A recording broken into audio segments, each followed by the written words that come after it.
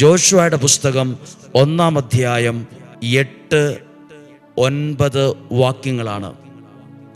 8-ാമത്തെ വാക്യം, ന്യായപ്രമാണ ഗ്രന്ഥം എപ്പോഴും നിന്റെ അധരത്തിൽ ഉണ്ടായിരിക്കണം.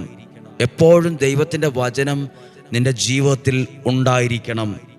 അടുത്ത വാക്യം, അതിൽ എഴുതിയിരിക്കുന്നത് പാലിക്കാൻ നീ ശ്രദ്ധിക്കണം. വചനം കേൾക്കുമ്പോൾ ആ വചനത്തിനനുസരിച്ച് ജീവിതത്തെ കൊണ്ടുവരാൻ നീ ശ്രദ്ധിക്കണം, ശ്രമിക്കണം. അതിനെക്കുറിച്ച്, ദൈവവചനത്തെക്കുറിച്ച് രാവും പകലും, ഡേ ആൻഡ് നൈറ്റ് ധ്യാനിക്കണം. അപ്പോൾ ദൈവവചനം ഇപ്പോൾ നമ്മൾ കേൾക്കുന്നത് ആരുടെയെങ്കിലും ബുദ്ധിയിലുണ്ടായ ഒരു ആശയത്തിൻ്റെ ഭാഗമായിട്ടല്ല. ഇത് ദൈവത്തിൻ്റെ പദ്ധതിയാണ്, ദൈവത്തിൻ്റെ ആഗ്രഹമാണ്. ദൈവവചനം